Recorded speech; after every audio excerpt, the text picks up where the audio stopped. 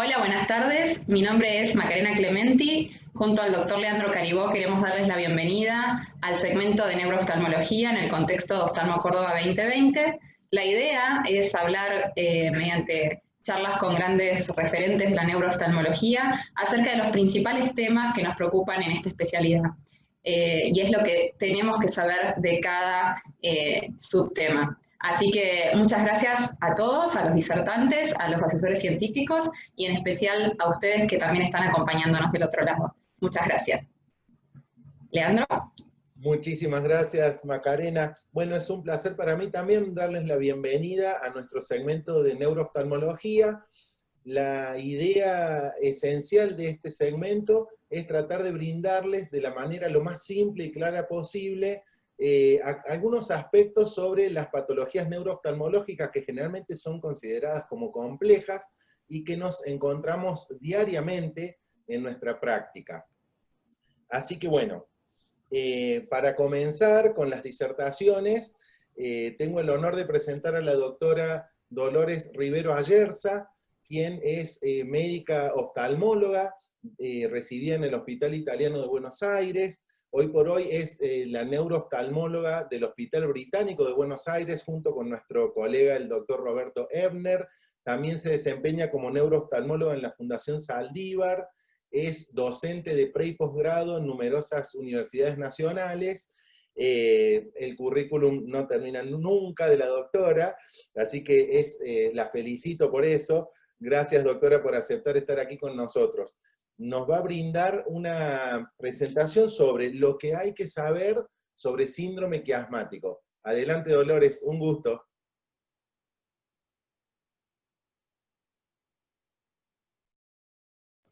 Ahí habría que desmutar, Dolo. Muchísimas gracias por la invitación a los organizadores, es un placer para mí estar acá. Y déjenme hacer una pequeña aclaración, y yo trabajo en la Fundación Zambrano, no en la Fundación Saldívar, pero no importa, es lo mismo, son grandes amigos. Así que voy a ir compartiendo pantalla, y vamos a hablar un poquito en estos minutos sobre qué es lo que tenemos que saber sobre el síndrome quiasmático. Y para ello, algunas cosas actuales y algunos casos clínicos. En primer lugar, les voy a presentar a este hombre, es un señor de 81 años, que es una consulta solicitada por el Servicio de Endocrinología con un diagnóstico de macroadenoma hipofisario para ser evaluado. Como antecedentes personales, es diabético e hipertenso y presenta un deterioro cognitivo leve. De hecho, la familia estaba queriendo que él no conduzca más su auto. Está tratado por glaucoma con latanoprost bien controlado, tiene una pseudoefoliación y catarata bilateral, y su agudeza visual es de 2 décimas en el ojo derecho y 4 en el ojo izquierdo, con esa catarata que no justifica la agudeza visual, y estaba en tratamiento con cabergolina y fue suspendido por un cuadro sincopal. La endocrinóloga lo manda para ver si es que para que lo evalúe, a ver si vale la pena o no indicar una cirugía en este caso. Acá vemos el campo visual y vemos en el ojo izquierdo y en el ojo derecho escotomas temporales superiores, en un poco más extenso del ojo del lado derecho, que compromete también al hemicampo inferior, y en el ojo izquierdo, fíjense, este escotoma temporal y algunas diferencias relativas. Acá tenemos las imágenes, donde podemos ver en la resonancia magnética, acá en un T2, esta gran formación que se extiende y supera al diafragma celular y comprime al quiasma, que vemos acá en la flecha naranja, y yo también la estoy señalando con el cursor. Otro corte también, este caso es en T1 y un poco más posterior, donde vemos cómo esta enorme formación comprime al quiasma y lo empuja de abajo hacia arriba, lo mismo en el corte sagital. Acá tenemos su evolución y vemos que estamos desde marzo del 2017 hasta el año 2019, en donde podemos comprobar que los campos visuales no han sufrido grandes variaciones en estos 2 años de evolución. Fíjense que estos escotomas temporal mayor derecho, temporal superior izquierdo, no ha modificado tanto. Esto es un 24 grados, y el inferior y el más reciente es un 30 grados. Y por otro lado, en las OCT de capa de fibras vemos cómo presenta un defecto de capa de fibras en ambos sectores temporales que se correlacionan con estas marcas en el campo visual. Y también entre el 2017 y el 2019 no han sufrido grandes cambios. Más o menos parecido, las cosas suceden en el OCT de capa de células ganglionares. 2 años de evolución, esta es una lesión que no crece demasiado, no ocasiona demasiados problemas, y este señor de 81 años no necesita más allá que poder leer. En segundo término, les voy a mostrar a este paciente. Es un hombre de 37 años que sufre un traumatismo craneoencefálico severo, con múltiples fracturas de cráneo, las podemos ver acá después de su reducción y cirugía en una tomografía computada en una reconstrucción de 3D. Tiene una agudeza visual en ambos ojos de 9 décimas, y en la confrontación, en momentos recientes, luego del traumatismo, mostraba un defecto bitemporal, que podemos corroborar aquí en el campo visual, donde vemos una hemianopsia completa bitemporal y un pequeño defecto también nasal, binasal inferior. La OCT muestra defectos importantes de las capas de fibras. Acá tenemos 2 momentos del año 2018, febrero y noviembre, donde no vemos demasiados cambios evolutivos. En las imágenes vamos a ver cómo se ve que hay una lesión traumática a nivel del quiasma, la podemos ver aquí en este corte coronal. Vemos algún cambio en la señal del quiasma en el corte axial, y también una desaparición o una señal hipointensa en el quiasma en el corte sagital. Fíjense la importancia de este traumatismo, que ha sufrido también pérdida de masa encefálica. A este hombre sí, digamos, de alguna manera tiene un hándicap importante. Y en tercer lugar, ya más sutil, este es un hombre de 32 años que lo derivan del servicio de glaucoma para que lo evalúe por progresión del daño del nervio óptico. Tiene una presión en valores normales, sin medicación, y una miopía leve de -2, y en los discos ópticos, como podemos ver acá, tiene una leve asimetría en la excavación. Fíjense cómo el disco del lado izquierdo está un poquito menos excavado que el del lado derecho, y en el campo visual esto sí se refleja, con un escalón nasal en el ojo derecho, y algún defecto relativo, como podemos ver acá, del lado izquierdo también en el ojo izquierdo, del lado temporal en el ojo izquierdo. Si nosotros miramos con ojos neurológicos a este campo visual, podemos decir que este presenta un defecto que parece ser hemianóptico, es decir, ambos cuadrantes izquierdos superiores tienen cierto grado de lesión. En la progresión del OCT de capa de fibras podemos ver cómo los valores superiores e inferiores en el ojo derecho han disminuido, 119 a 112, 72 a 67, lo mismo en los campos inferiores, y también sufrió una disminución significativa en la capa de fibras temporal superior en el ojo izquierdo. Esto es casi un año de evolución, apenas un año de evolución. Así que a este paciente le solicité una neuroimagen, y en esta misma apareció en las imágenes, en las secuencias para vasos arteriales del polígono de Willis, un aneurisma. Este aneurisma comprimía el sector posterior del quiasma, casi a nivel de las cintillas. Acá lo vemos en el corte axial, vemos una imagen a mayor tamaño, donde vemos el quiasma en un corte coronal, y este aneurisma parcialmente trombosado. Lo mismo en esta imagen de aquí. Así que vemos que este espectro es muy amplio, muy variable, y este síndrome quiasmótico se trata del conjunto de signos y síntomas, lo dice la palabra síndrome, donde hay un compromiso en los nervios ópticos infracraneales, el quiasma óptico y las cintillas, hasta que llegan a hacer su sinapsis al cuerpo genicular lateral. Por otro lado, por su localización anatómica, pueden demostrar signos de compromiso de áreas cercanas. Por ejemplo, alteraciones en la motilidad ocular, por compromiso de los pares craneales que pasan vecinos en los senos cavernosos. Además, alteraciones de la sensibilidad, y puede haber signos endocrinológicos por su vecindad muy estrecha con la hipófisis y con el hipotálamo en el sector superior.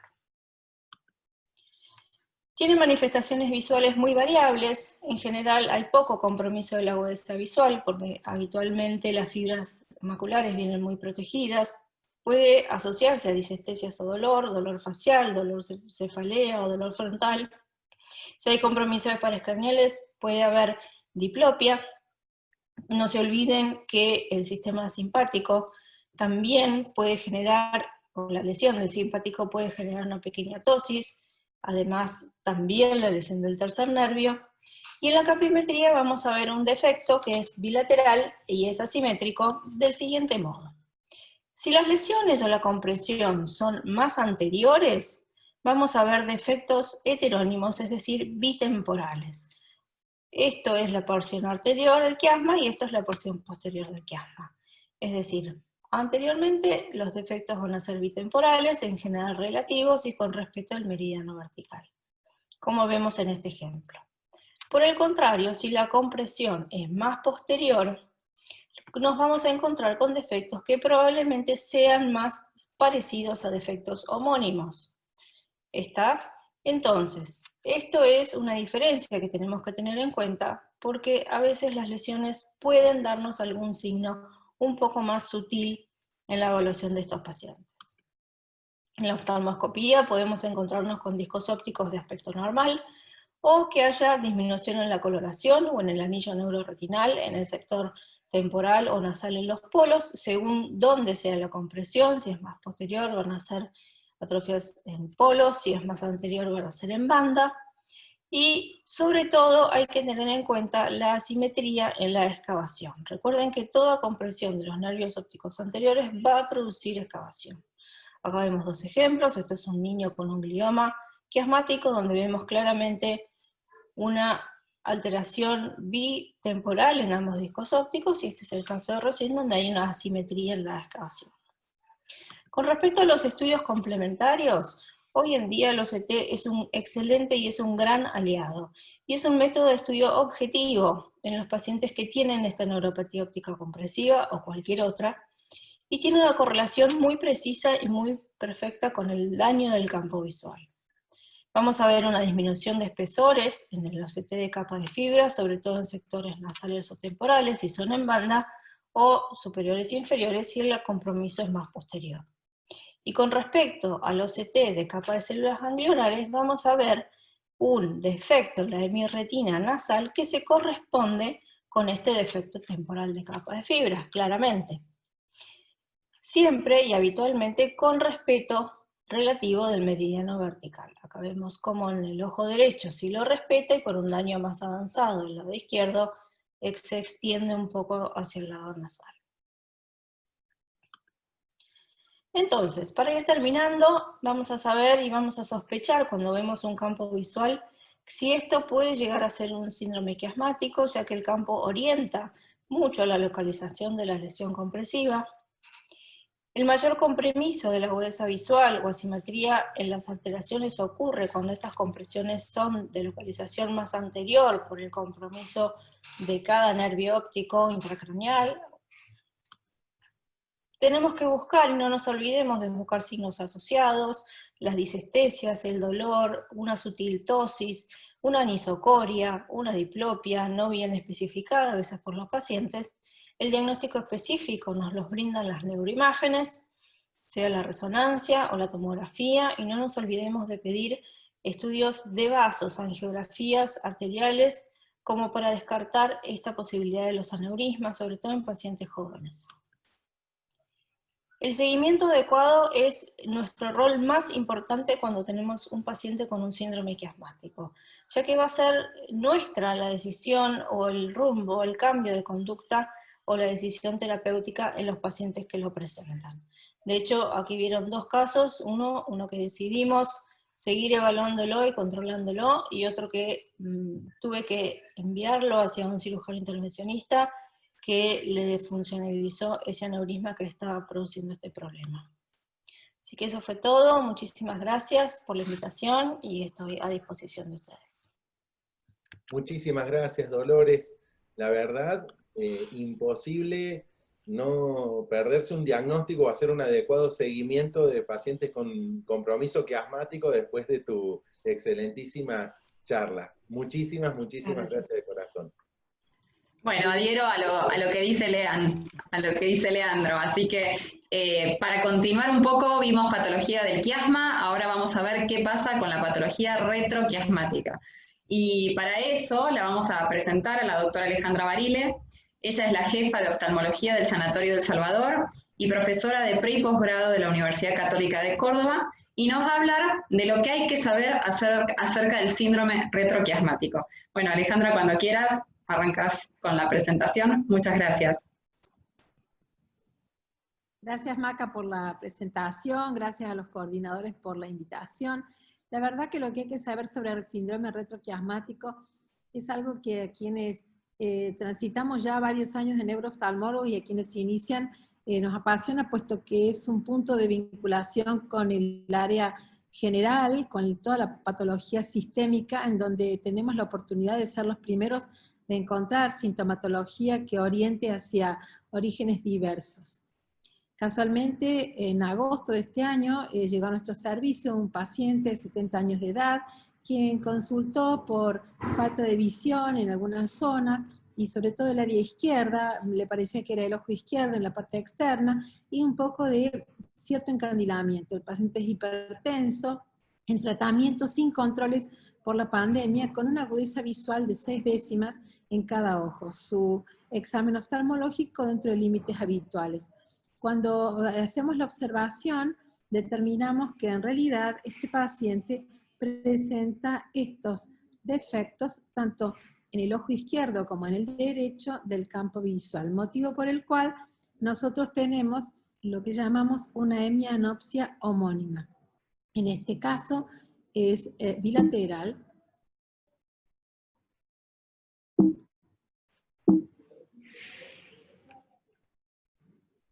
Encontramos en este campo visual bilateral una hemianopsia homónima.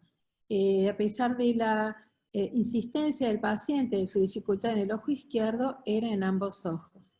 Cuando nosotros realizamos una resonancia en este paciente, observamos que hay un aumento de la intensidad de la señal en T2, que no restringe la difusión y presenta un realce giriforme en la serie postgadolíneo, que lo tenemos por donde está marcado, compatible con una lesión isquémica evolucionada que es un ACV isquémico subagudo, según lo describe el neuroradiólogo. Y hay cambios de la intensidad de la señal de la sustancia blanca periventricular, como lo ven marcado allí, asociado a imágenes lacunares de ambas coronas radiadas compatibles con un sufrimiento vascular crónico.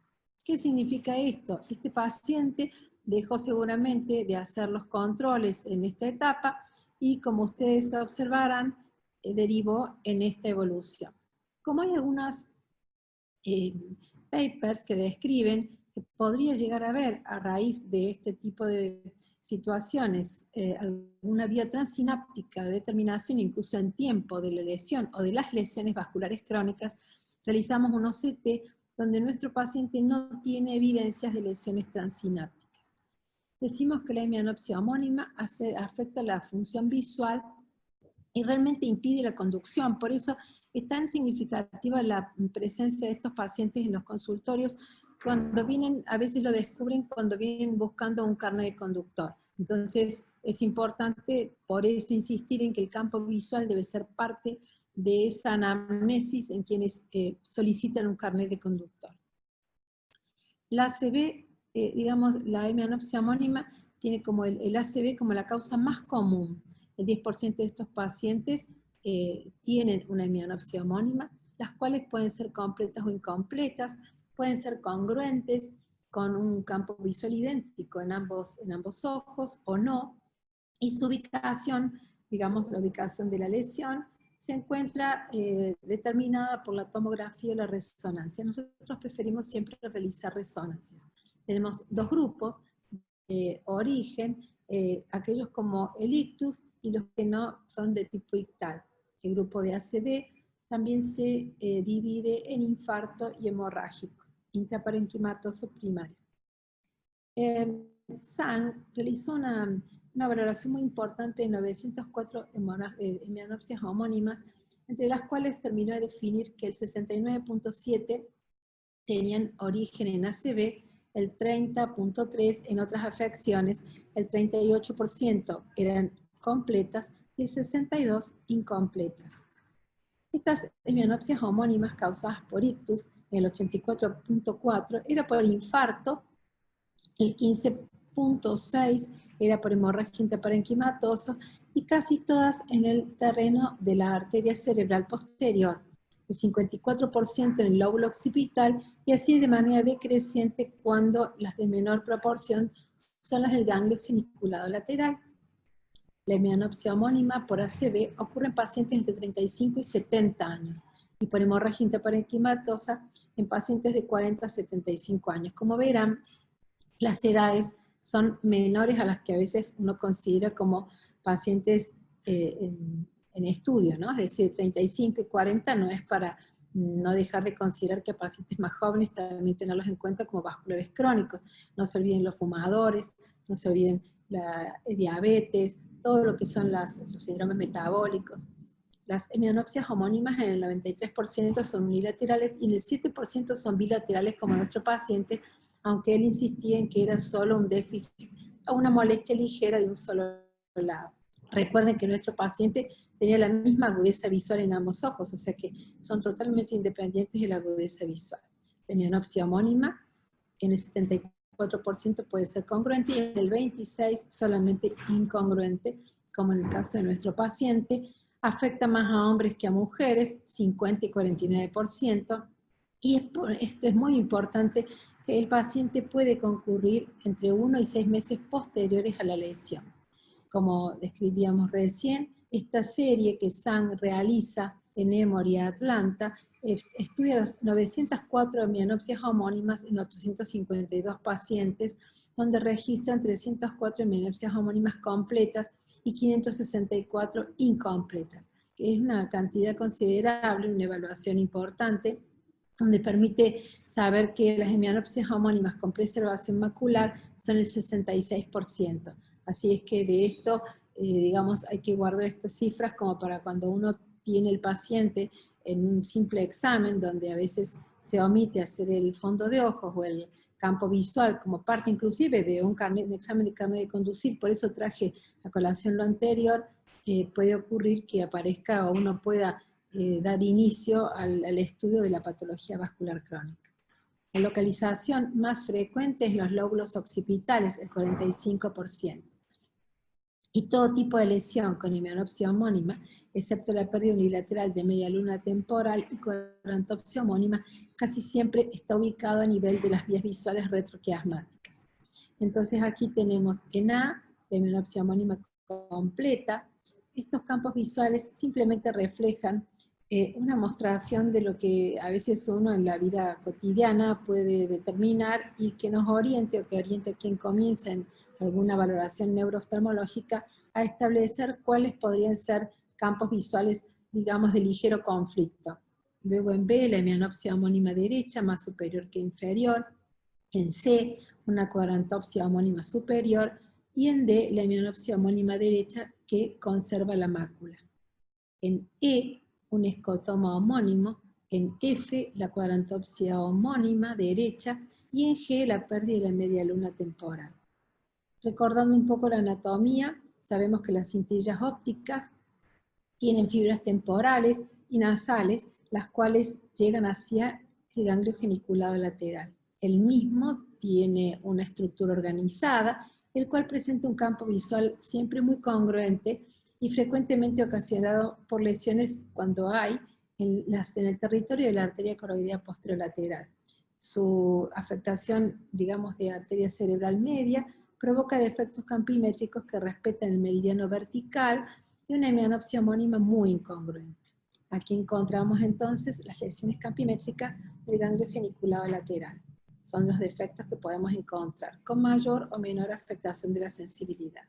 En las radiaciones, luego de la sinapsis en el cuerpo geniculado lateral, todo el viaje que realizan estas fibras hacia atrás se ubican lateralmente y periféricas y se concentran en el sector superior e inferior, donde el déficit campimétrico tiene este aspecto. Es una hemianopsia homónima o defecto contralateral que respeta la línea media vertical. Entonces es importante que, por eso se los muestre, no solamente campimétricamente, sino lo que el paciente advierte con respecto a su vida cotidiana. Y en el lóbulo temporal hay cuadrantopsias homónimas, incongruentes, superiores y contralaterales a la lesión. Recuerden que todo lo que significa el área del asa de Meyer no va a generar generalmente alteraciones del campo visual por delante, ¿no es cierto? Los tumores van a ocasionar pérdidas homónimas que pueden también estar acompañadas de crisis epilépticas, olfatorias, alucinaciones visuales. Y en el lóbulo parietal, el ACV también está acompañado con síntomas como agnosia y apraxia. Aquí tenemos hemianopsias homónimas derechas, una hemorragia parieto-occipital izquierda.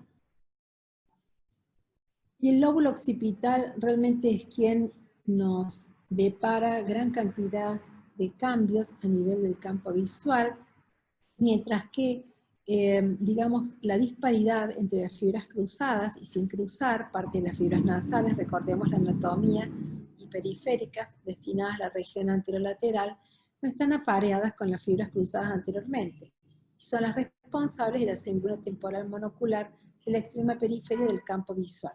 Las fibras se localizan finalmente en la corteza occipital, por encima y por debajo de la cisura calcárea. Es muy importante esta determinación, esta ubicación anatómica dentro del área occipital. Aquí tenemos los campos visuales con cuadrantopsia inferior izquierda después de resección del santo astrocitoma y una cuadrantopsia superior izquierda debido a una lesión del lóbulo occipital inferior. Recuerden que son lesiones extensas. Los defectos campimétricos se corresponden con hemianopsias homónimas congruentes con posible conservación de la zona de fijación. Son defectos monoculares de la semiluna temporal aislados o una lesión homónima que respeta dicha semiluna temporal. Defectos altitudinales o patrones endamero bilaterales. Hemianopsias homónimas que afectan solo el área de fijación. Afectación bilateral del lóbulo occipital, también de preservación del extremo occipital que da respecto macular. La mayoría de las lesiones del lóbulo occipital son dentro del territorio de la arteria cerebral media y la arteria cerebral posterior. Recordemos también que las hipoperfusiones, las cirugías cardiovasculares, todo lo que de alguna manera genere hipoflujo también puede dañar el campo visual en el área occipital. Aquí tenemos todo lo que podemos observar tanto a nivel de la resonancia como del campo visual por infarto del lóbulo occipital. Los métodos diagnósticos son los que estamos hablando: anamnesis, valoración general, el fondo de ojos, el campo visual, por supuesto que la angioresonancia, la tomografía de coherencia óptica. Por esto que decimos que hay algunas evidencias de lesiones retrógradas transinápticas de las células ganglionares de la retina después de las lesiones de la vía visual retrogeniculada. Hay estudios que podrían indicar. Luego de adelgazamientos también de las capas de fibras después de lesiones congénitas adquiridas de la vía visual retrogeniculada en humanos. Tal vez esto habla de pérdida de células ganglionares en grupos congénitos adquiridos más que en estas vasculopatías. Es importante también que las estrategias de rehabilitación trabajan en función del déficit del campo visual, por eso para nosotros es importante poder definir. Muchas gracias. Bueno, Alejandra, muchas gracias por la presentación que nos acabas de dar acerca del síndrome retroquiasmático. Creo que nos queda muy claro cómo tenemos que evaluar a estos pacientes y las patologías que debemos sospechar. A continuación, vamos a cambiar un poco el tópico y vamos a pasar a lo que es la diplopía. Y para ello, vamos a tener como primer orador al doctor Raúl Rodríguez, Él, para hablar un poquito acerca de dónde se encuentra y de lo que nos va a hablar, vamos a decir que él se graduó en la Universidad Nacional de Córdoba, así que es cordobés, hablando en Oftalmo Córdoba, a su vez también la doctora Barile, por supuesto. Realizó su residencia y fue jefe de residentes del Hospital Oftalmológico Pedro Lagleise. Posteriormente hizo su fellowship en neurooftalmología en la Universidad de British Columbia, y desde el 2009 trabaja en la Universidad de McMaster en Hamilton, en Canadá. Ahí es el jefe de servicio de neurooftalmología y profesor asociado de oftalmología y neurología, y nos va a hablar de lo que hay que saber acerca de las parálisis oculomotoras. Bueno, Raúl, cuando quieras, podés comenzar. Muchas gracias por estar presente. Muchísimas gracias. La verdad que es siempre un placer volver a Córdoba, volver a la ciudad que me vio nacer, a mis orígenes, y más hacerlo rodeado de un puñado de amigos. La verdad que siempre un placer, les agradezco muchísimo la invitación. Y bueno, el tópico de mi presentación en el día de la fecha son las parálisis oculomotoras. Algo a tener en cuenta acerca de las parálisis oculomotoras es que si bien las estudiamos en conjunto, no son lo mismo. Entonces, no tiene la misma connotación una parálisis del tercero que una parálisis del cuarto, por ejemplo. Entonces, me voy a tratar de referir fundamentalmente a aquellas causas que debemos saber y que no podemos dejar pasar por alto. Como la neurooftalmología se puede definir como neuroanatomía de los craneales, como ustedes bien saben, el tercer nervio comienza a nivel del mesencéfalo, la porción fascicular se extiende de manera anterior y deja el tallo encefálico en la fosa interpeduncular. Acá podemos perfectamente ver los terceros nervios que entran en el espacio subaracnoideo. Desde allí van a continuar hacia el seno cavernoso y finalmente van a ir el tercero va a la órbita para inervar al músculo que vamos a describir en un momento.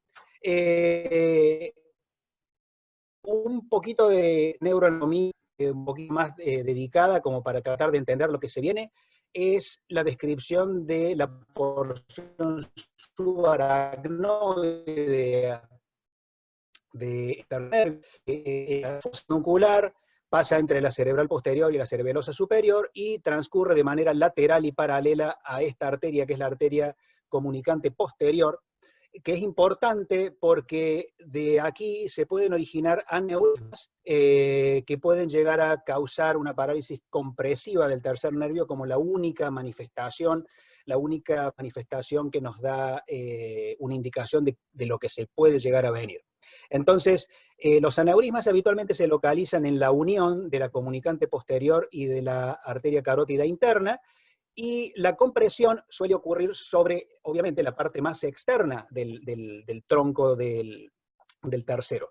Es importante notar que las fibras pupilomotoras se ubican en la parte superomedial del tercero, superficiales, y de ahí que son susceptibles a fenómenos compresivos. Por eso es muy común de que la pupila se vea afectada en parálisis aneurismáticas, lo cual ocurre en aproximadamente el 90% de los casos. Pero déjenme aclararles un punto, y el hecho es que cuando se comprimen las fibras pupilomotoras es muy común de que exista compresión de otras fibras. Entonces una parálisis secundaria a un aneurisma no se va a presentar solamente con midriasis, van a existir otros signos de compromiso de la musculatura extraocular extrínseca en adición a la midriasis.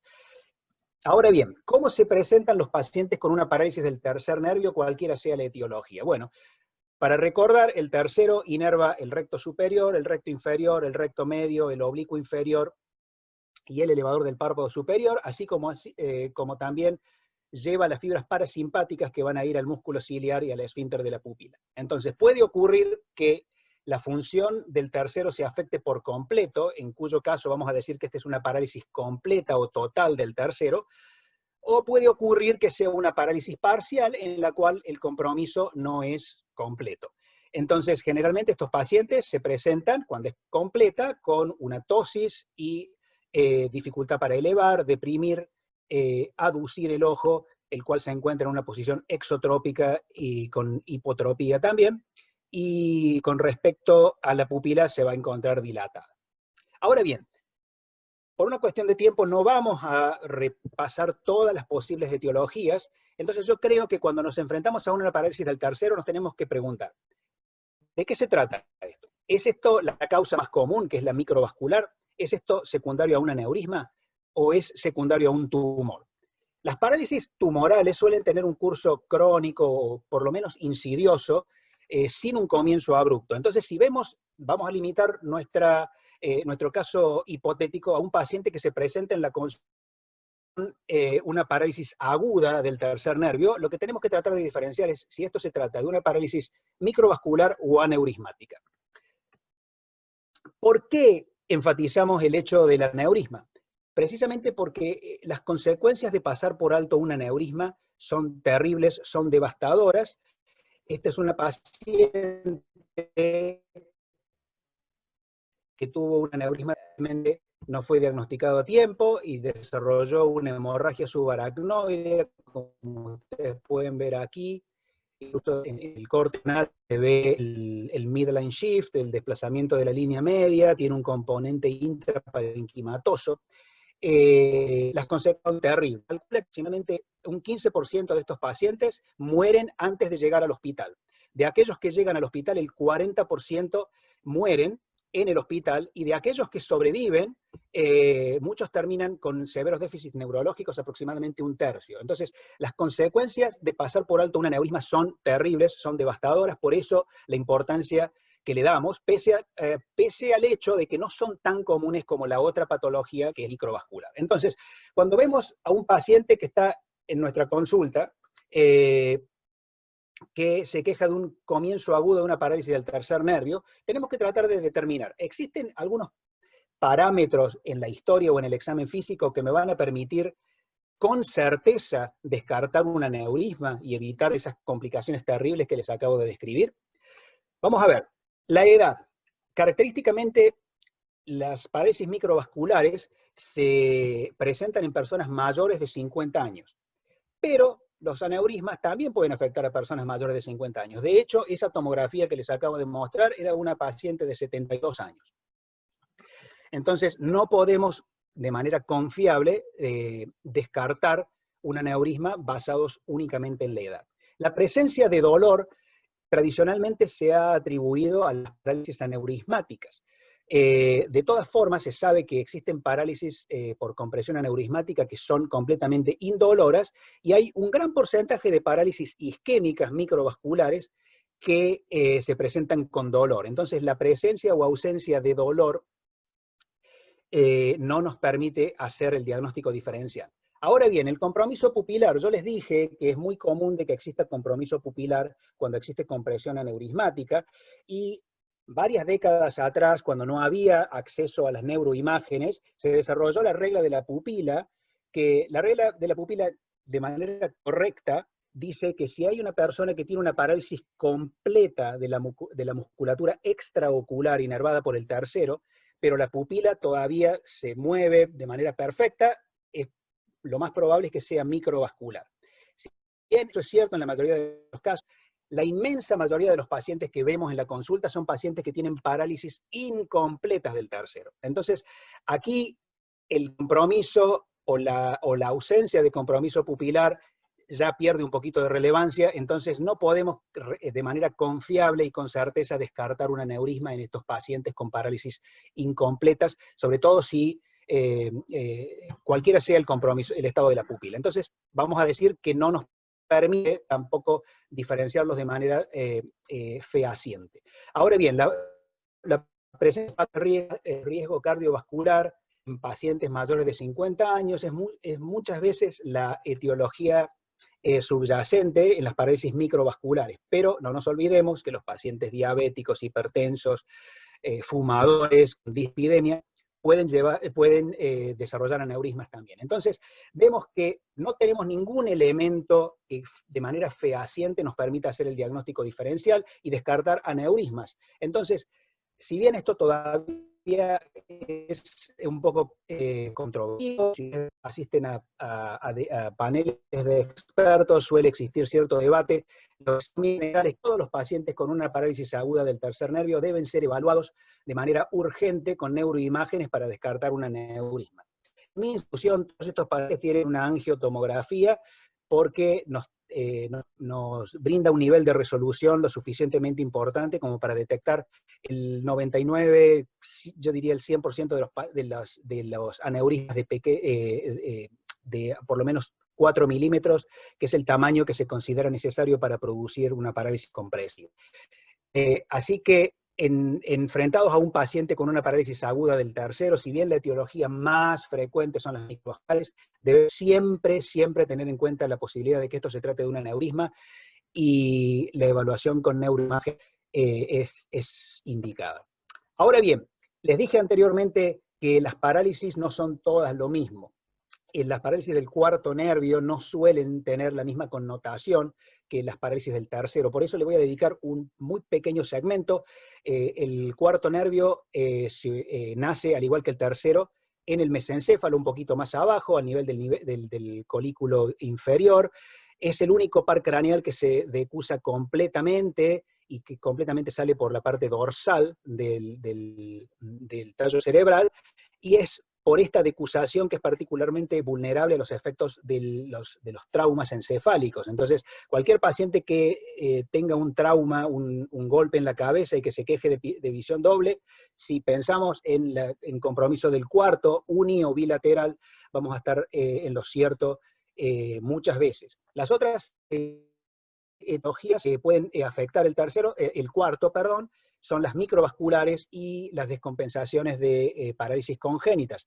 ¿Pueden existir tumores a lo largo del cuarto nervio? Sí, este es un casito que les quería mostrar. Es un paciente con un pequeño meningioma afectando el cuarto nervio en esta cisterna, que es la cisterna ambient, que es por donde transcurre el cuarto después de que ha decusado en su curso anterior hacia el seno cavernoso. Muchas veces la patología enfatiza la anatomía y acá lo podemos ver. Pero de todas formas, este es un paciente que, por ejemplo, se presentaría con una parálisis del cuarto que no se resuelve, y si le hacemos imágenes ahora o en 5 o 6 meses, no va a cambiar el resultado, porque estos son meningiomas y que son tumores relativamente benignos, por lo menos en el corto plazo. Ahora bien, vamos a hablar del sexto nervio. El sexto nervio es bastante importante por las relaciones anatómicas que tiene. El sexto nervio comienza más abajo, en la protuberancia, en el piso del cuarto ventrículo. El fascículo discurre de manera anterior. Acá este es un paciente con un pequeño cavernoma en la región esperada del fascículo del sexto. Y el sexto deja el tallo cerebral en la unión entre la protuberancia y el bulbo raquídeo, y toma este curso ascendente en la cisterna prepontina, preprotuberancial, entre la protuberancia y el clivus, aquí en la base del cráneo. Acá podemos ver el nivel del seno cavernoso, forma este ángulo de casi 90 grados para entrar en el seno cavernoso, pasando antes por lo que se conoce como el canal de Dorello. Este canal está limitado abajo por esta estructura ósea, que es el ápex del hueso petroso, del hueso temporal, y acá existe un ligamento, que es el ligamento petroclinoideo, que va desde la apófisis clinoidea posterior al ápex del hueso petroso, y aquí vemos que el sexto hace este angulito de casi 90 grados, y está en estrecho contacto con el borde libre de esa prominencia ósea.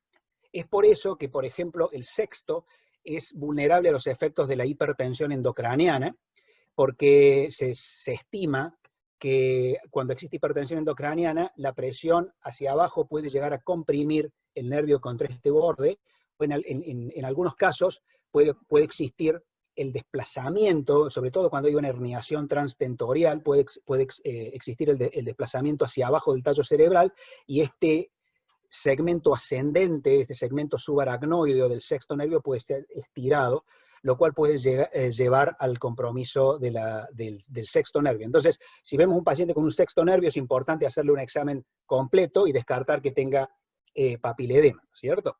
El sexto nervio, debido a su curso largo, está en estrecho contacto con varias estructuras neuroanatómicas que son importantes y que son pasibles del diagnóstico clínico si hacemos un examen neurológico exhaustivo. Entonces, vamos a ver que después de que ha salido en el surco bulboprotuberancial, está en estrecho contacto con el séptimo, con el nervio facial y con el octavo. Por eso, por ejemplo, en los tumores del ángulo cerebelo-pontino puede estar comprometido.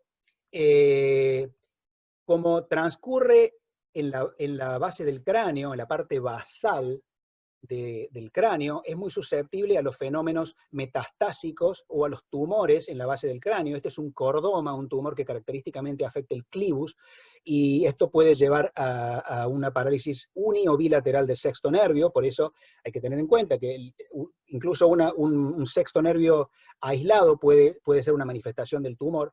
Si miramos adelante del clivus, vemos que esta es la región nasofaringea, y es lamentablemente relativamente común que los tumores nasofaringeos con extensión intracraneal se presenten con un compromiso del sexto. Entonces es importante la historia del paciente. Este es un pacientito con un meningioma que se extiende a lo largo del ligamento petroclinoideo que les dije anteriormente, que se presentó con una parálisis del sexto aislada. Un paciente con papiledema, como les decía anteriormente. Otros signos que nos pueden ayudar en cuanto a la localización es la presencia, como les dije anteriormente, es la presencia de manifestaciones asociadas. Este es un paciente con un carcinoma nasofaringeo que invadió la base del cráneo, pero que también invadió el seno cavernoso, y se presentó con una parálisis del sexto y un síndrome de Horner. Entonces la combinación de un Horner con una parálisis del sexto localiza el seno cavernoso. Por eso es tan importante que no nos quedemos solamente con, oh sí, tiene una esotropia, no, es solo un sexto. Hay que hacer un examen completo para tratar de determinar si existen estructuras neuroanatómicas vecinas afectadas que nos puedan guiar en cuanto al diagnóstico diferencial. Y finalmente, son muchas las etiologías que pueden llegar a producir una parálisis del sexto, pero estoy hablando de lo que nos puede ayudar en cuanto a la localización. Si vemos un paciente con un ojo rojo crónico, muchas veces mal diagnosticado, con una conjuntivitis alérgica, que ha usado gotas por mucho tiempo, y que se presenta con un sexto, esto también nos debería hacer sospechar una fístula carótido cavernosa de bajo flujo, que es bastante común que se presente con un compromiso del sexto, simplemente porque el sexto, a diferencia de los otros nervios, transcurre dentro del seno cavernoso, en contraposición con el tercero, el cuarto y el quinto, que transcurren en la pared del seno cavernoso. Después de haberles dicho todo esto, la patología microvascular es la más común. Se da en pacientes ancianos, o no ancianos, pero pacientes de una edad mayor a 50 años, pacientes con trastornos con factor de riesgo cardiovascular, pero es importante tener en cuenta que las parálisis microvasculares son siempre aisladas, no deben tener ninguna manifestación asociada. Y para recordamos que no todas las parálisis son lo mismo. Las parálisis del tercero son las que conllevan un riesgo altísimo de secuelas neurológicas severas. En el caso de las parálisis aneurismáticas, es importante conocer la neuroanatomía. Yo les dije anteriormente que la neurooftalmología es neuroanatomía aplicada, y es muy importante conocer las relaciones anatómicas para poder interpretar lo que uno encuentra, y hay que pensar en patología sistémica. Tengo el placer de compartir esta mesa con personas que van a hablar de patologías del seno cavernoso, el ápex orbitario, miastenia, trastornos tiroideos, una breve mención a la arteritis de células gigantes, que debe ser siempre recordada en los pacientes mayores de 50 años. Bueno, eso es todo. Muchísimas gracias. Bueno, Raúl, la verdad que ha sido un placer escucharte. Se nota de tu pasión por los trastornos de la motilidad ocular. Creo que quedaron clarísimos los conceptos, clarísimo lo que hay que pensar en cada parálisis oculomotora. Me encantó la relación anatómica que has hecho, todas las causas.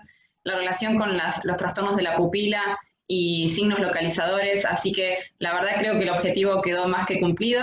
Te agradezco un montón, te agradecemos con Leandro que hayas estado acá presente, así que bueno, muchas gracias y seguimos con nuestra siguiente speaker. Muchas gracias, Raúl.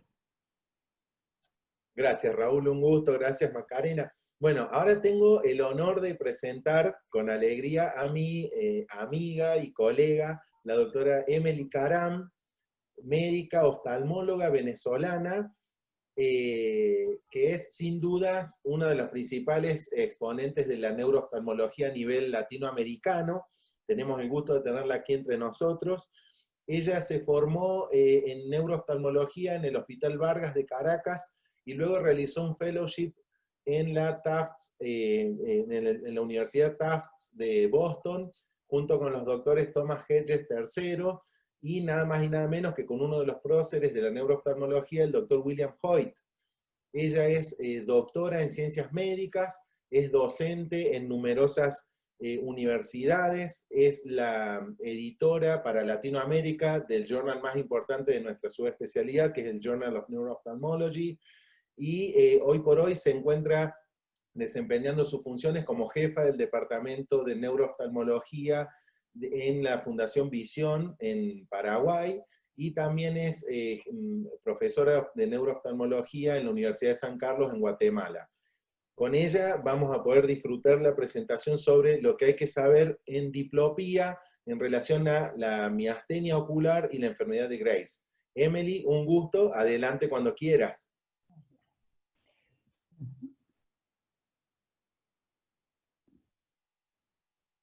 Bueno, primero que todo quiero agradecerles esta invitación, a ti, Leandro, también a Macarena, el permitirme compartir con todos ustedes. Para mí es un honor poder estar con estos grandes expositores en la tarde de hoy y con el público que nos acompaña. Yo voy a hablarles de lo que hay que saber en diplopia, tanto en oftalmopatía tiroidea y miastenia. Y sabemos que ambas entidades son desórdenes autoinmunes. Y encontramos que la oftalmopatía tiroidea es una patología autoinmune cuya etiología no está esclarecida, pero está relacionada con la inmunidad celular, la inmunidad humoral, y también tiene autoinmunidad contra anticuerpos putativos compartidos por tiroides a nivel de órbita, que ocasionan la expansión de los músculos extraoculares y de la grasa orbitaria. Y sabemos que la miastenia también es una enfermedad autoinmune que actúa contra los anticuerpos receptores de acetilcolina a nivel de la unión neuromuscular, produciendo alteración a nivel de la musculatura extraocular. Y ambas, por supuesto, tienen como punto de acción los músculos extraoculares, y en ellas también van a actuar a nivel de los párpados. Pero nuestro foco de la presentación de hoy es la diplopia, y por ello me voy a enfocar en esto. Entonces encontramos que, comenzando con la oftalmopatía tiroidea, que ella representa la primera expresión, vamos a decir, extratiroidea de la enfermedad, que suele manifestarse especialmente en pacientes con hipertiroidismo, pero también puede verse en pacientes con hipotiroidismo y eutiroidismo. Encontramos que en estos pacientes hay una incidencia del 40%, especialmente en el sexo femenino, entre los 45 a 50 años de edad, cuando lo comparamos con el sexo masculino. La diplopia, de acuerdo a uno de los últimos estudios de 120 pacientes, se presenta en 33% de los casos, encontrándose disfunción muscular en 42% de ellos, pero recordemos que en muchos puede parecer subclínica. Asimismo, encontramos que ella puede presentarse en forma constante o inconstante, en forma transitoria o no. Y también podemos encontrar que la visión doble de estos pacientes generalmente empeora al despertarse en horas de la mañana o luego del reposo para mejorar en el transcurso del día. Encontramos que esta miopatía restrictiva se caracteriza porque los pacientes en la mayoría de los casos pueden presentarse con hipotropia, con dificultad para elevar el ojo y para hacer el movimiento de abducción. Pero evidentemente que ella puede interesar todos los músculos, encontrándose que con mayor frecuencia altera inicialmente el grupo muscular inferior, el grupo muscular o el recto medio, seguido del grupo muscular superior y con menos frecuencia se afecta el recto externo. Sin embargo, puede afectarse todos los músculos oculares en forma bilateral en la mayoría de los casos y asimétrica, aunque también puede presentarse en forma unilateral. Encontramos que el resultado de este compromiso muscular, sumado a que por supuesto la grasa orbitaria también incrementa, se va a producir la proctosis en el 62% de los casos. Puede llegar a presentarse neuropatía óptica en 6%, es una incidencia baja, pero puede ocurrir por efecto compresivo hacia el cono muscular. Y también podemos encontrar que estos pacientes pueden presentar quemosis y edema palpebral, y podemos encontrar la presencia de retracción palpebral, no solo por la fibrosis a nivel del músculo de Müller, sino también porque ocurre un efecto de acción, vamos a decir, un poco exagerada sobre el grupo muscular superior debido al compromiso del grupo muscular inferior. También podemos encontrar que hay un aumento de la presión intraocular que se expresa o se observa mayormente cuando el paciente trata de hacer el movimiento hacia el área del músculo restringido, y si es un proceso más crónico puede haber incremento de presión intraocular en una forma más prolongada. También puede presentarse en estos pacientes enrojecimiento, especialmente a nivel del área de inserción muscular. Encontramos que el test de deducción forzada en estos pacientes suele ser positivo por ser una miopatía de tipo restrictiva, como les mencioné anteriormente. Y el examen de imágenes es el examen complementario de elección en estos pacientes, Encontramos que en ellos vamos a ver que hay un engrosamiento o un aumento del vientre muscular con respecto de la inserción muscular. Evidentemente que se puede acompañar de proctosis, compromiso de grasa orbitaria, aumento de la glándula lagrimal o también de la vena oftálmica superior. Pero desde el punto de vista muscular esto es lo que observamos y preferimos muchas veces el grupo del estudio de la tomografía porque es más fácil delimitar el músculo. Sin embargo, la resonancia magnética se ha utilizado y sobre todo en la fase activa de la enfermedad, la hiperintensidad de los músculos en la secuencia T2 ponderada es de gran valor en ese momento. Con relación a la miastenia, encontramos que puede ser generalizada o puede ser de tipo ocular. Y cuando se presenta de la forma ocular, puede generalizarse en el 80% de los casos en los 2 años siguientes o en el periodo de 2 años. Encontramos que ella puede tener una incidencia mayor en el sexo, mayor en el sexo masculino, aunque puede presentarse, por supuesto, en ambos sexos, en mayores de 40 años de edad. Y encontramos que el compromiso ocular puede ser uni o bilateral. También en estos pacientes puede presentarse en forma intermitente o fluctuante o variable, como veremos ahora. Y estas son las características de la visión doble en estos pacientes.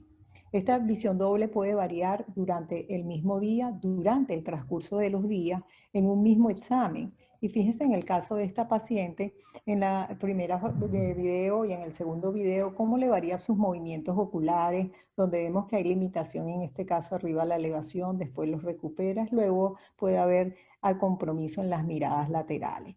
Y esta variabilidad es muy característica de la oftalmopatía, de la miastenia, que suele empeorar al final del día y mejorar con el reposo. Si bien no hay predilección por un músculo especial, se ha encontrado que en algunos casos hay mayor tendencia a ocasionar debilidad del músculo recto interno y por eso algunos pacientes pueden presentarse con exotropia y simular lo que se conoce o se le denomina la pseudooftalmoplegia internuclear, donde el paciente presenta limitación a la abducción. Sí, pero la diferencia es que no suele tener el nistagmus de abducción de la verdadera oftalmoplegia internuclear, pero ella puede simular una parálisis de cualquiera de los nervios craneales, como ya les mostró previamente el doctor, o simular una oftalmoplegia. En estos pacientes, el test de deducción forzada es negativo y adicionalmente a ello, en el 70% de los casos se acompaña con compromiso del párpado, especialmente con la tosis. Y encontramos que cuáles son las características de la misma. Estos pacientes suelen tener fatiga, es decir, que cuando uno descausa, les aumenta el cansancio a estos pacientes, el párpado va a descender, que se conoce como la prueba de Simpson. También se ha reportado lo que se conoce como el signo de la cortina, que cuando usted eleva un párpado, el otro desciende por la inervación recíproca. Y también podemos encontrar en estos pacientes el resalto palpebral de Cogan, como se ha descrito en el 50% de los casos, que bien sea puede ser bilateral o como en este caso que se hace mucho más evidente en la forma unilateral. Estos pacientes suelen tener debilidad del músculo orbiculares y dependiendo por supuesto si existen compromisos generalizados, puede haber debilidad de otros músculos, pero como estamos hablando a nivel ocular, les estoy mostrando lo que solemos conseguir. En ellos, la prueba del hielo o lo que se conoce el Ice Pass Test es de gran ayuda y tiene una alta sensibilidad y especificidad. Y anteriormente también se utilizaba la prueba del reposo o el Sleep Test para demostrar cómo mejoraba el paciente con el reposo, lo cual también tenía una alta sensibilidad y especificidad para el diagnóstico de dicha entidad. Por supuesto existen pruebas farmacológicas, se las menciono, aunque probablemente poco la usamos dentro del área neurooftalmológica, especialmente cuando tenemos un diagnóstico clínico y por el problema de disponibilidad de las mismas. Y en conclusión de esta parte, valdría entonces la pena recordar que cualquier patrón cambiante de diplopia, sin o con ptosis, debe hacernos sospechar en la posibilidad de una miastenia. Recordando además que en estos pacientes no hay compromiso de la pupila y la visión y es indolora. Encontramos que en ambos casos, en estos pacientes siempre debemos revisar sus fotos previas, como se conoce en la literatura norteamericana, el Family Album Tomography o el FAT Scan. Y aquí podemos ver cuáles son las características que comparten ambas entidades, tanto las que tienen como similitud y cuáles son las características diferenciales desde el punto de vista de la visión doble o de la diplopia. Pero también podemos encontrar que en ambos hay compromiso palpebral y cuál es la diferencia, donde la oftalmopatía tiroidea cursa con retracción y la miastenia con tosis, pero debemos tener precaución cuando un paciente tiene tosis unilateral en miastenia porque el otro ojo puede simular como que tuviera la retracción y de ahí la importancia de hacer un buen examen clínico. Evidentemente que ambas entidades pueden presentarse simultáneamente y uno de los signos que nos puede hacer sospechar si predomina, por supuesto, más la miastenia es la presencia justo de la exotropia. Es un punto que debemos tener en favor para saber cuándo predomina una u otra. Y por supuesto la asociación y la coexistencia de ambas entidades se ha descrito ya en la literatura y encontramos que cuando se trata de un paciente que tiene una oftalmopatía tiroidea, el riesgo de que se desarrolle miastenia es del 3 al 10%, y si es un paciente con miastenia, el riesgo de que desarrolle oftalmopatía tiroidea es de 1 al 1.3%, describiéndose la oftalmopatía tiroidea como menos grave en estos pacientes que tienen asociada la miastenia. Entonces, ¿cuáles son los factores de riesgo para que un paciente pueda tener o desencadenar ambas entidades o presentar ambas entidades en conjunto? Primero, que el paciente tenga una aparición temprana de la miastenia. Segundo, una hiperplasia tímica, es considerado otro factor de riesgo. La timectomía previa y aquellos pacientes que tengan pruebas de HLA. Pero ¿cuál es el valor genético en ello? Todavía no está bien esclarecido. Pero es importante también mencionar que la ausencia de anticuerpos no es excluyente. Encontramos que Marino y colaboradores han encontrado que hay una baja prevalencia de anticuerpos en pacientes quienes tienen asociado miastenia y enfermedad de tiroides. Por lo tanto, la ausencia de los anticuerpos no incluye ninguna de las enfermedades, bien sea que se presenten separadas o bien sea que se presenten asociadas. Y una hipótesis plausible para la asociación es que probablemente hay una reactivación cruzada entre ambos anticuerpos antígenos que comparten ambas entidades. Sin embargo, Gunzi y colaboradores detectaron la presencia de la proteína 64KDA, que es una proteína que puede estar presente en los pacientes miastenia y que son diana para los antígenos de los pacientes quienes tienen oftalmopatía tiroidea. Y hoy en día ya tenemos las descripciones histopatológicas de los pacientes quienes tienen ambas entidades asociadas y si bien tienen características clínicas similares, cuando están asociadas presentan, características histopatológicas cada una de ellas. Cuando están asociadas estas características histopatológicas pueden variar en unos ciertos puntos, pero que no los traje hoy por cuestiones de tiempo, pero los pueden revisar en esa publicación. Nuevamente, muchísimas gracias por haberme permitido compartir con ustedes el día de hoy. No, por favor, Emily, la verdad, muchísimas gracias a vos.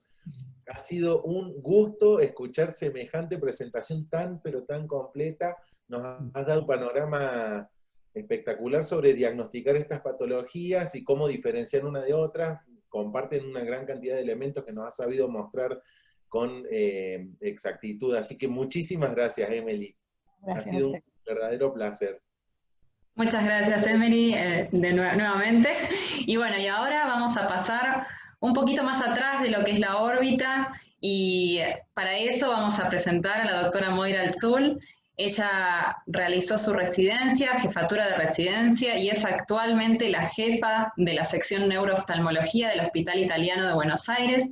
Es profesora asociada del Instituto Universitario del Hospital Italiano, es International Fellow Member de la Sociedad Americana de Neurooftalmología, y a título personal tengo que decir que tengo una gran admiración y es una fuente de inspiración, creo que para mí y para varios de los que hemos venido en las siguientes secuencias de la neurooftalmología, y además que nos une una amistad importante, tanto con Moira como con el resto del panel de los que estamos acá presentes. Así que bueno, para mí es un honor presentarte, Moy, y nos va a hablar de lo que hay que saber del síndrome del ápex orbitario y del síndrome del seno cavernoso. Moira, adelante, muchas gracias. Bueno, muchísimas gracias por la invitación y por la presentación. ¿Se oye? ¿Pueden ver mi pantalla? ¿Sí? Perfecto.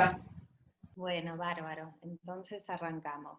Bueno, como dijo Macarena, me toca hablar de diplopía, lo que tenemos que saber, y es la diplopía originada en el síndrome del seno cavernoso o del ápex orbitario. Y para poder entender esto, lo primero que tenemos que entender es la anatomía, y si comprendemos la anatomía es bastante fácil. En primer lugar, el síndrome del seno cavernoso está caracterizado por combinaciones variables de oftalmoplejía, síndrome de Horner y dolor o pérdida de la sensibilidad. Podemos encontrarnos con algunos o todos estos elementos. Y les comentaba que es importante entender la anatomía, porque si uno observa el gráfico superior, puede darse cuenta que los senos cavernosos flanquean la silla turca, donde se encuentra la hipófisis, y están constituidos por plexos venosos provenientes de venas de la órbita y craneales. Drenan la órbita y el cráneo. Además, a través de los senos cavernosos atraviesan la carótida interna, que está rodeada a su vez por el simpático, por eso podemos llegar a encontrar pacientes con síndrome de Horner si se presenta una lesión en el seno cavernoso. Y respecto de la oftalmoplejía, podemos observar los distintos nervios oculomotores, el tercero, el cuarto, el quinto, que no es oculomotor, sino que responde a la sensibilidad, y también el sexto, que como bien dijo Raúl, va suelto en el seno cavernoso, muy cerca de la carótida interna, y es por eso que si encontramos una fístula o un aneurisma de la carótida interna, puede haber, además del síndrome de Horner, compromiso del sexto nervio. Habiendo comprendido esto, hablamos del ápex orbitario, que clínicamente puede darse al igual que el seno cavernoso con los mismos elementos, oftalmoplejía, síndrome de Horner, dolor o pérdida de sensibilidad, pero a esto se adiciona la posible pérdida de visión por el compromiso del nervio óptico. Acá constituyen emergencias.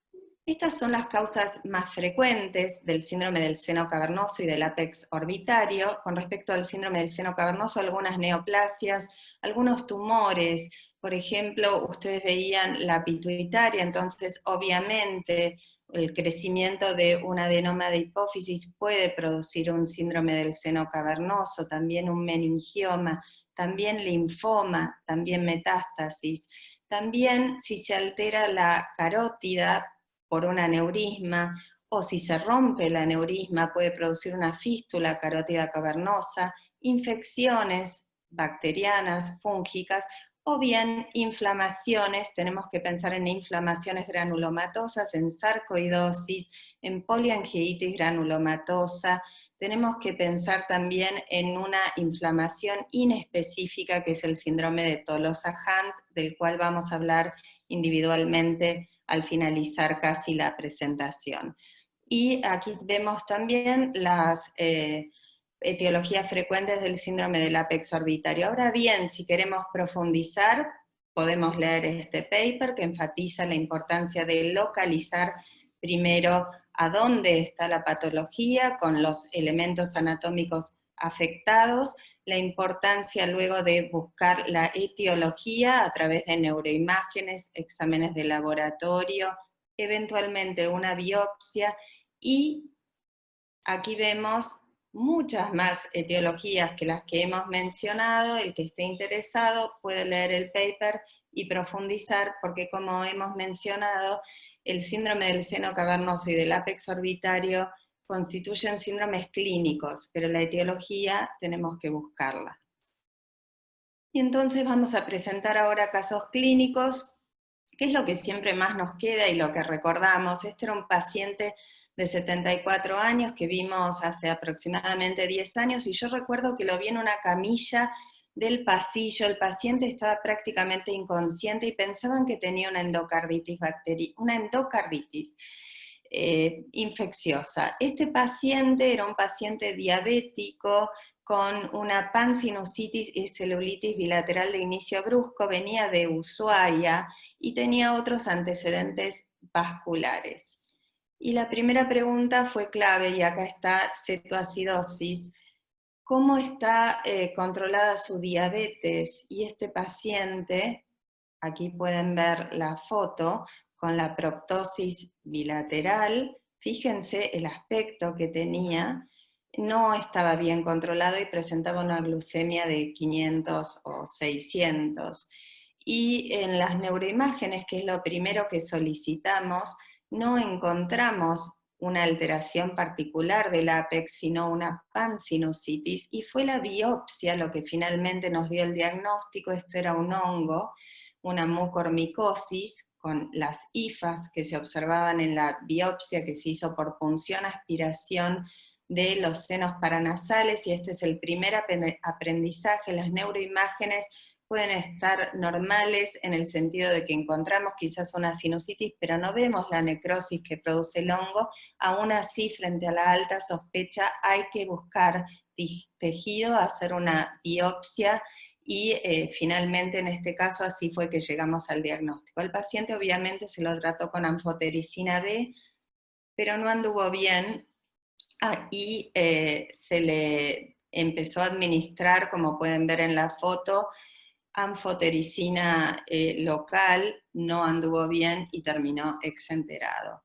De todas formas, se evitó que estos hongos, que avanzan muy rápidamente, finalmente llegaran al cerebro, y el paciente al mes andaba bien y fue dado de alta. Esto es una mucormicosis. Un segundo caso, un paciente que había atendido muchos años antes, que había comenzado, se había desmayado, de repente había perdido el conocimiento, según él refería, era un paciente también del interior, y este paciente, que había debutado con una apoplejía pituitaria, comienza a ver doble unos meses antes y nos consulta con una paresia del tercer nervio. En este caso el paciente había sido operado, por eso no ven la tosis completa del lado derecho, pero sí se observa en la neuroimagen la recidiva del tumor que engloba a la carótida. Otra paciente, una paciente con un macroadenoma, y esto es re común. El macroadenoma, como dijo Dolores, que produce una alteración oculomotora cuando crece hacia el seno cavernoso, oftalmoplejía variable, en este caso una paciente con una paresia del tercer nervio, incluso observen el compromiso de la pupila. Este otro paciente fue un caso, digamos, único, que es bastante particular y no es para nada frecuente. También un paciente del interior que consulta por diplopía de 45 días de evolución. Como pueden observar en la foto, el paciente presentaba un tumor arriba de la ceja izquierda, señalado con la flecha, pero si se fijan bien, este paciente además presentaba una limitación a la deducción del ojo izquierdo y además una anestesia de la región frontal. Por lo tanto, había un compromiso del sexto y del quinto. Este paciente presentó una diseminación neural a través del nervio supraorbitario, y observen la simetría de los senos cavernosos. Este paciente fue tratado con radio y quimioterapia, era una metástasis de un carcinoma escamoso, y esto se confirmó por biopsia. Hasta acá vamos viendo que es muy importante saber la causa del síndrome de seno cavernoso, porque uno se trató con antibiótico, otro con radioterapia y quimioterapia, etc. Depende. Esta era una paciente, la abuela de un amigo, que consulta por diplopía de meses de evolución, presentaba una paresia del sexto nervio y este enorme aneurisma en el seno cavernoso. Y esta otra paciente con ojos rojos, como había mencionado Raúl, una paciente con una paresia del sexto, fíjense, presenta una limitación en la deducción del ojo izquierdo, pero además una ptosis en el ojo izquierdo y una limitación en la elevación y en la depresión. Esta paciente presentaba una paresia del tercero también, y estos ojos rojos que nos llaman la atención y que no es una conjuntivitis. Este es la foto que saqué en la Galería Uffizi en Italia de la medusa realizada por Caravaggio, y aquí una angiografía donde se observa la fístula. Aquí la angiografía es tratamiento y diagnóstico. Estas fístulas son embolizadas varias veces. Y aquí podemos ver un detalle de los ojos rojos de la paciente con esta particularidad que presentan y que nos llama la atención y que no debemos confundir con una conjuntivitis.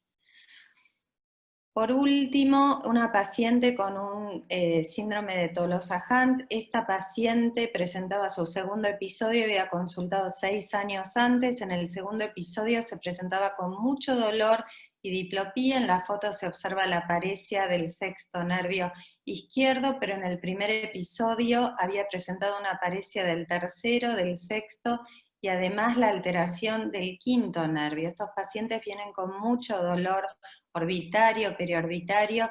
Sin embargo, el Tolosa-Hunt es un diagnóstico de exclusión. Primero hay que descartar sarcoidosis, enfermedades reumatológicas, etc. Y el tratamiento es con corticoides. Obviamente no tenemos que confundirnos una infección con el síndrome de Tolosa-Hunt, porque podemos empeorarlo, por ejemplo, una tuberculosis.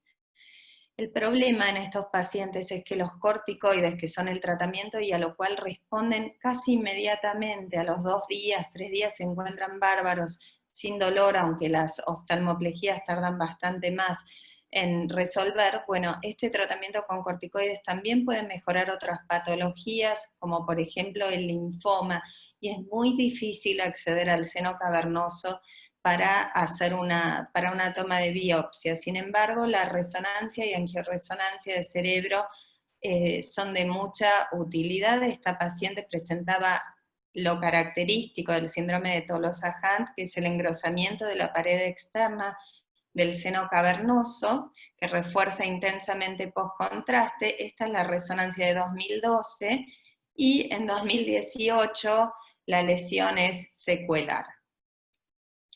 Y el que esté interesado, este case report publicado está muy bien escrito con los learning points y con los criterios diagnósticos del síndrome de Tolosa-Hunt. En conclusión, es fundamental sospechar clínicamente que nos encontramos frente a un síndrome del seno cavernoso o del ápex. Mencionamos oftalmoplejías asociadas con combinaciones variables a Horner, con combinaciones variables de dolor o anestesia, y en el caso del síndrome del ápex se le asocia una pérdida de visión. Frente a estos elementos, recordemos que hay etiologías que constituyen emergencias, como el paciente de la mucormicosis, entonces debemos sospecharlo, trabajar rápidamente, trabajar con un equipo multidisciplinario e individualizar el tratamiento según la etiología. Muchas gracias. Bueno, muy espectacular, impecable, como siempre creo que quedó clarísimo. Vuelvo a repetir, la realidad, cómo encaraste la anatomía de las causas, creo que nos queda muy claro qué es lo que tenemos que pensar cuando tenemos un paciente con un síndrome del ápex, cuando tenemos un paciente con un síndrome del seno cavernoso, y cómo actuar ante ello, y ante todo, sobre todo en las emergencias. Así que bueno, muchísimas gracias, Moira, por esta actualización. Y bueno, creo que voy a compartir pantalla. Sí, ahora tomo la palabra yo, si me lo permite, doctora. Bueno, porque me toca el honor y el placer de presentar como última disertante de este segmento de neurooftalmología de Oftalmo Córdoba 2020, a mi coequiper, organizadora de lujo de esta sección, la doctora Macarena Clementi, a quien no tengo más que agradecer por la invitación y la colaboración continua entre ambos para lograr que esto sea lo que es. Esperemos que sea del agrado de todos. La doctora Macarena Clementi es médica oftalmóloga, se formó en neurooftalmología en el Hospital Nacional de Clínica José de San Martín, junto a la doctora Aide Martínez. Se desempeñó por más de 10 años como médica de planta honoraria en dicho hospital. También fue neurooftalmóloga de la Clínica Nano. Recientemente ha realizado una formación en neurooftalmología pediátrica, junto nada más y nada menos con el doctor Michael Brodsky en la Clínica Mayo. Actualmente se desempeña como neurooftalmóloga del Hospital Central de San Isidro, doctor Miguel Pose, en el Centro Oftalmológico de Aponte, y tiene su propio centro. Nos va a deleitar con una presentación sobre uno de sus temas predilectos, oftalmoplegia difusa en edad pediátrica. Macarena, un gustazo. Muchas gracias, Leandro, por la presentación. Voy a compartir pantalla.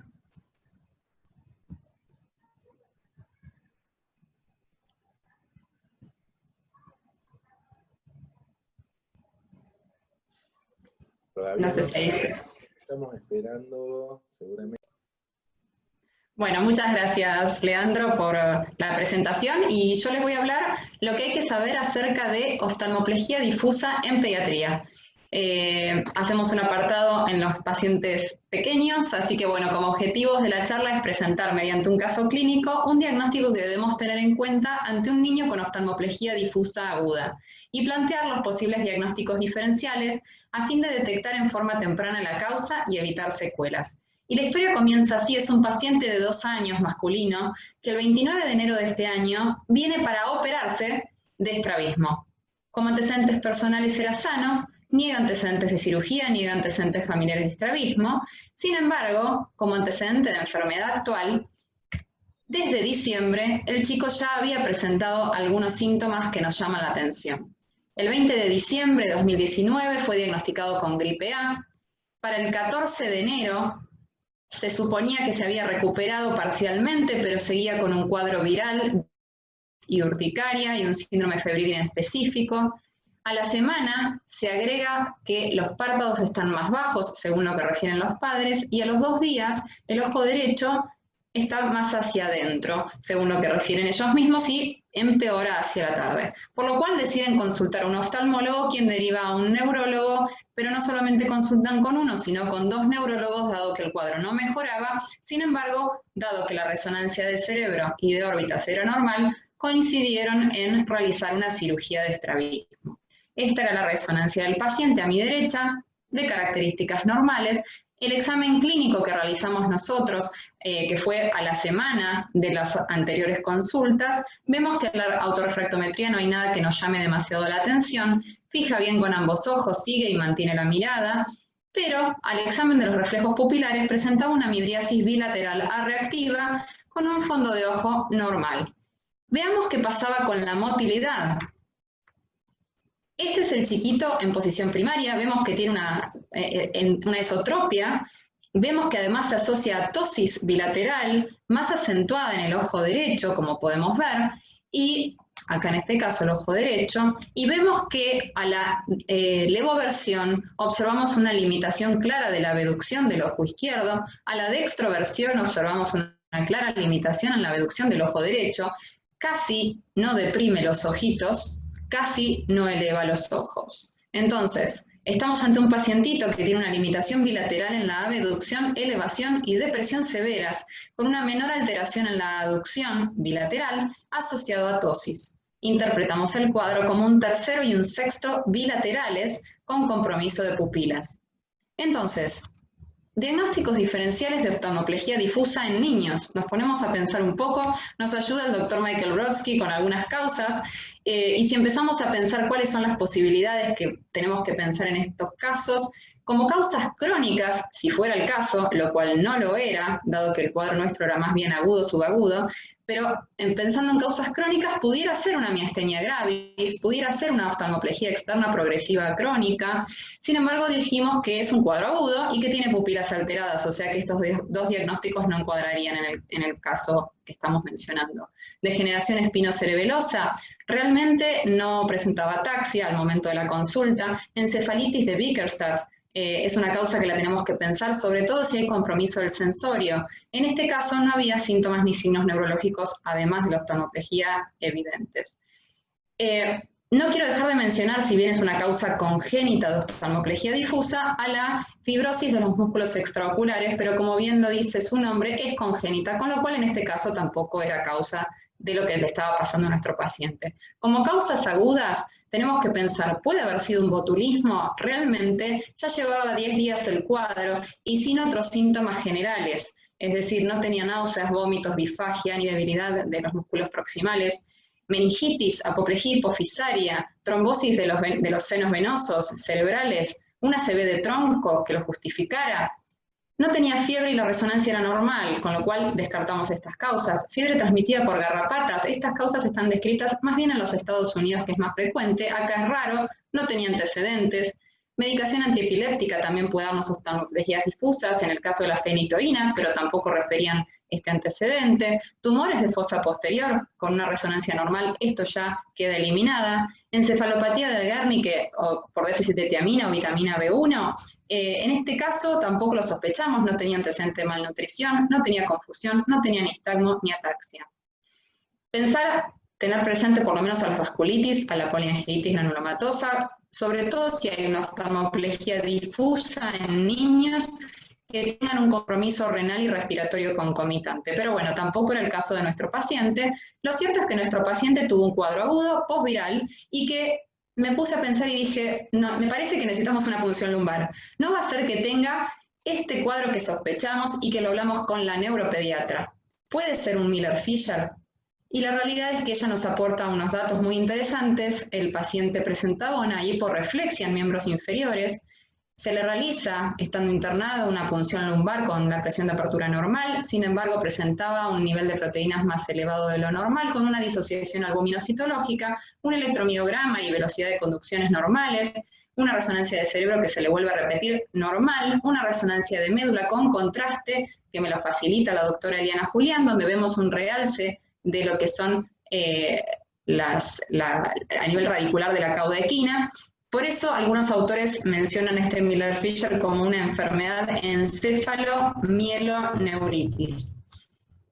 En este caso, se trata al paciente con gamaglobulina, 2 gramos kilo en total en 5 días, y el paciente empieza a mejorar, y mejora en aproximadamente 3 meses, que es lo que más o menos se le indica, se lee y se sabe y se interpreta de este cuadro, que entre 1 o 3 meses recuperan la motilidad y los síntomas.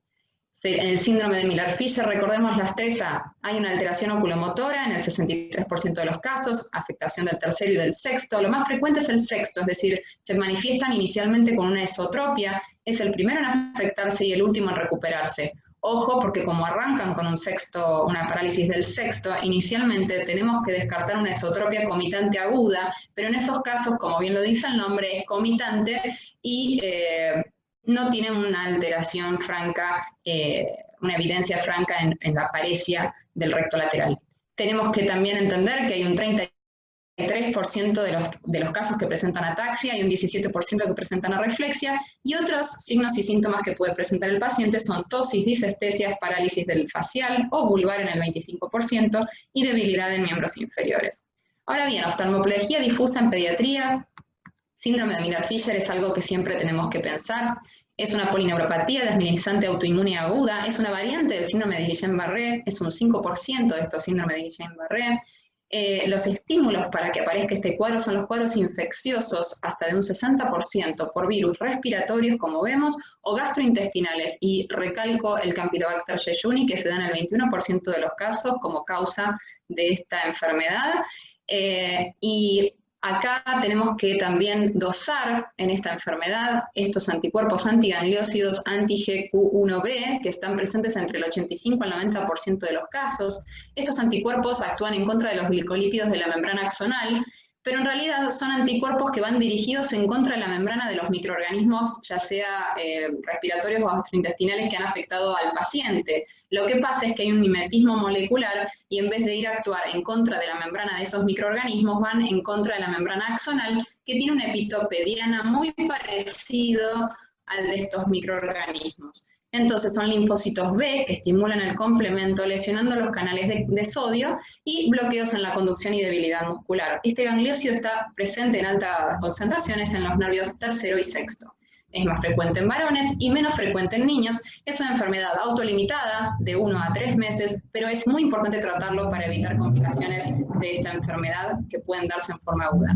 Este artículo del año 2019 del Journal of Neuro-Ophthalmology nos habla de que hay, nos refiere 25 pacientes con síndrome de Miller-Fisher, en el cual había 100% de los casos de afectación de la oftalmoplegia bilateral externa.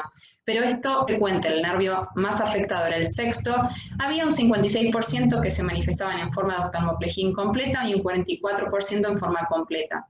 Y la oftalmoplegia interna, es decir, la afectación de la pupila, en el 40% de los casos. En cuanto al tratamiento de Miller-Fisher, también nos hablan de que tienen un tratamiento igual, la encefalitis por Bickerstaff. ¿Y esto por qué? Porque son estas dos enfermedades, estas dos entidades las que presentan estos anti-GQ1B, y al ser una enfermedad autoinmune, el tratamiento es con gamma-globulina endovenosa y plasmaféresis. Y para ir terminando un poco, este es un estudio multicéntrico que se hizo en 10 hospitales italianos. Fueron 6 años de estudio en los que se evaluaron a 1.700.000 pacientes pediátricos. 621 de ellos se presentaban en el departamento de emergencia por diplopía aguda y el 55% necesitaban resonancia. Y casi un 20% tenían causas con riesgo de vida. Sin embargo, el cuadro era oftalmológico, diplopía aguda.